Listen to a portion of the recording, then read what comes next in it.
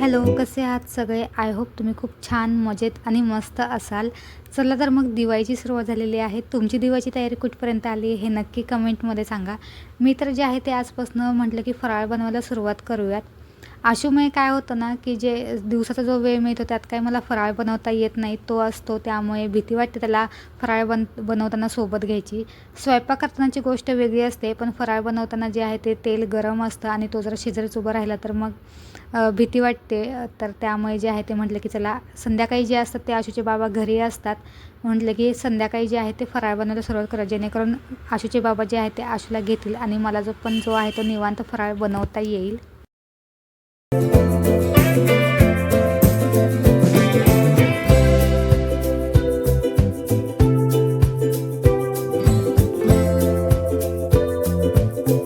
दिवाळीच्या फराळामध्ये मला असं वाटतं की चिवडा जो आहे तो सगळ्यात सोपा आहे बनवायला. आणि मग मी सुरुवात पण जी आहे ती चिवड्यापासूनच केलेली आहे, कारण का त्याला काही जास्त तामझाम करावं लागत नाही. सगळं कसं असं रेडीमेड मिळतं. मी आता हा जो आहे तो भाजक्या पोह्यांचा चिवडा बनवणार आहे आणि त्याला जे आहे ते सामान पण मी जे आहे ते चिवडा पॅकेट मसाल्याचं पॅकेट जे आहे ते रेडीमेड आणलेलं आहे, कारण मला काही मसाल्यांचा अंदाज एवढा येत नाही. माझ्या माहेरी ना जो आहे तो मुरमुऱ्यांचा किंवा कुरमुऱ्यांचा जे काही म्हणत असाल त्याचा चिवडा बनवला जातो. पण माझे सासरे जो आहे तो भाजक्या पोह्यांचा चिवडा बनवतात आणि यांना पण जे आहे ते भाजक्या पोह्यांचा चिवडा आवडतो. मग मी जे काय आहे ते जास्तीचं नाही, कारण गावाला पण जायचं आहे, त्यामुळे अर्धा किलो पॅकेट आणलं होतं.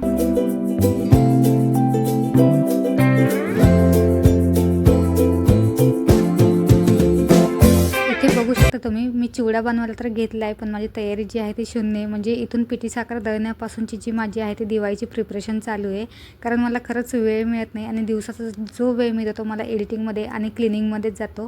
तर म्हटलं की चला जी आहे ती आज सुरुवात कशीही करूया. चिवडा तर काय थोडासाच बनवायचं आहे, त्यामुळे म्हटलं की चला छोटी कढई जी आहे त्याच्यातच बनवायला सुरुवात करूयात. पहिल्यांदा जे काही आहे ते मी मक्याचा चिवडा तळून घेते, कारण का हा तळायला पण खरंच खूप सोपा असतो आणि पटकन तळला पण जातो. याला काही जास्त वेळ लागत नाही आणि त्याच्यामुळे काय होतं की तेल पण गरम होतं. म्हणजे नंतर जे पण तुम्हाला काही तळायचं आहे तेव्हा जे आहे ते तेल ऑलरेडी गरम झालेलं असतं आणि पटकन ज्या आहेत गोष्टी त्या तळून मोकळ्या होतात.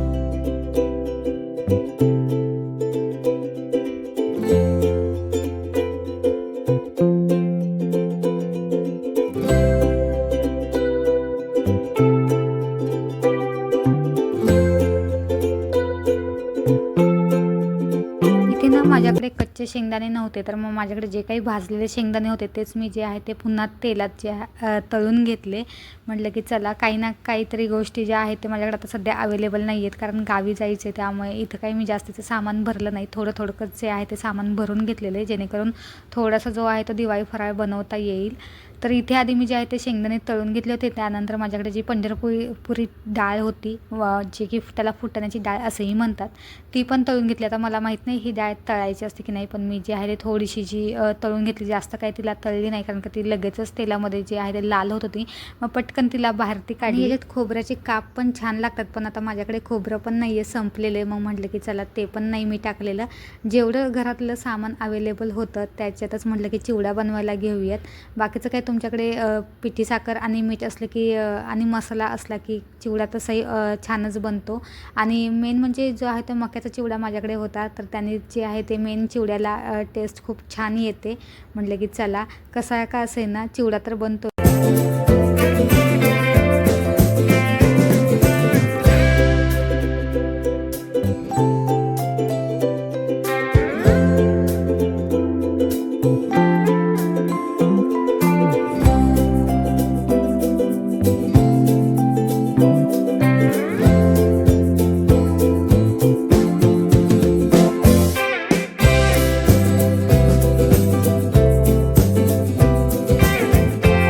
पर्सनली कढीपत्ता हा जो आहे तो चिवड्यामध्ये खूप छान वाटतो, पण शहरात काय होतं ना, पाहिजे तसा कढीपत्ता नाही मिळत. आता मला जो कढीपत्ता मिळाला तो एवढा बारीक बारीक बारीक होता ना, की तो तळल्यानंतर खूपच जास्त बारीक आणखीनच जो आहे तो कमी वाटायला लागला. पण म्हटलं ठीक आहे, जेवढा आहे तेवढा सफिशियंट आहे या चिवड्यासाठी.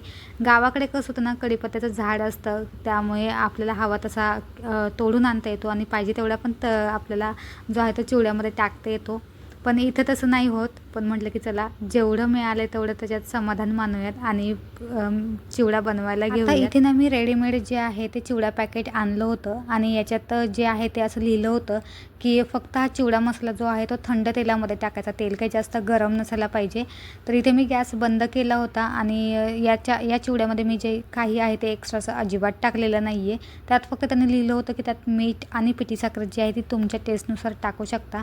तर मी पण जी आहे ते मीठ आणि पिठी साखर जी आहे ती माझ्या टेस्टनुसार टाकलेली आहे आणि बाकीचं काहीच नाही टाकलं. आता मी हा जे आहे तो चिवडा अर्धा किलोचा घेतला होता, तर त्याच्यासाठी मी जे आहे ते याच्यातलं फक्त निम्मच पाकीट जे वापरलेलं आहे आणि निम्मं पाकीट जे आहे ते तसंच ठेवलेलं आहे.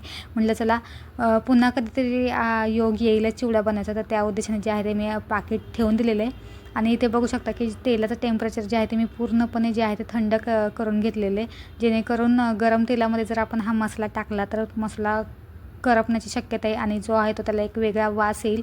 म्हणून जे आहे ते तेल थंड करून घेतलेलं आहे मी.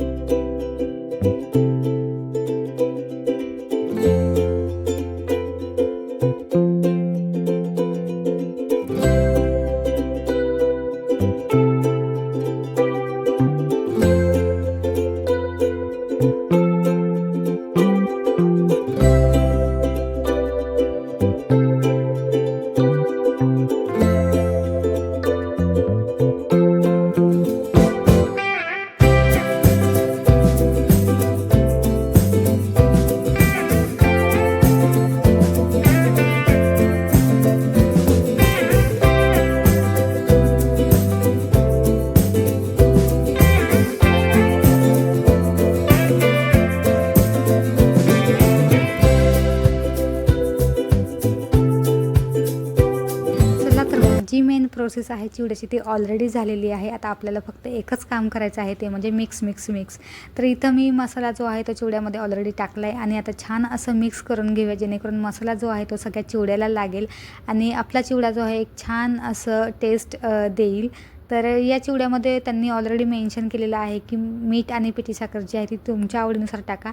तसं मला तर काही एवढी छान गरज वाटली नाही, पण यांनी टेस्ट केल्यानंतर हे थोडे म्हटले की मीठ आणि पिठी साखर जी आहे ती एक्स्ट्राची टाक, म्हणजे जो आहे ते आणखीन चिवडा जो आहे तो छान टेस्ट येईल त्याची. तर म्हटलं की ठीक आहे, चला म्हटलं आपली टेस्ट करण्यात आणि बाकीच्यांनी टेस्ट करण्यात फरक आहे. म्हटलं की चला त्यांनी सजेशन दिलेलं आहे तर आपण ते फॉलो करूयात. मे बी त्यांना वाटलं असेल की मीठ आणि पिठी साखर जे आहे ते कमी आहे आणि होतं ना असं की आपल्याला जे आहे ते टेस्ट करून जे आहे ते आपली टेस्ट निघून जाते, आपल्याला कळत नाही म्हणजे एक्स्ट्राचं काही टाकायचं की नको टाकायचं.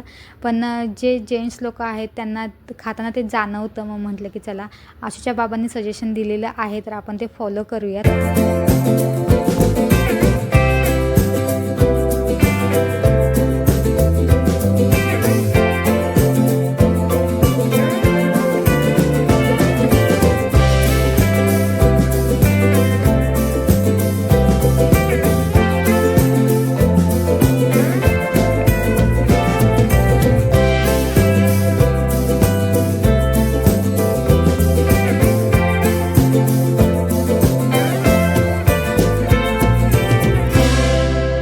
तर मग फक्त 15 मिनिटात बनणारा चिवडा तयार आहे. तुम्हाला माझी चिवड्याची रेसिपी कशी वाटली हे नक्की कमेंटमध्ये सांगा आणि तुम्ही कशा पद्धतीने चिवडा बनवता हेही मला सांगा. तर चला भेटूयात पुढच्या व्हिडिओमध्ये. तोपर्यंत सगळ्यांना हॅपी दिवाळी.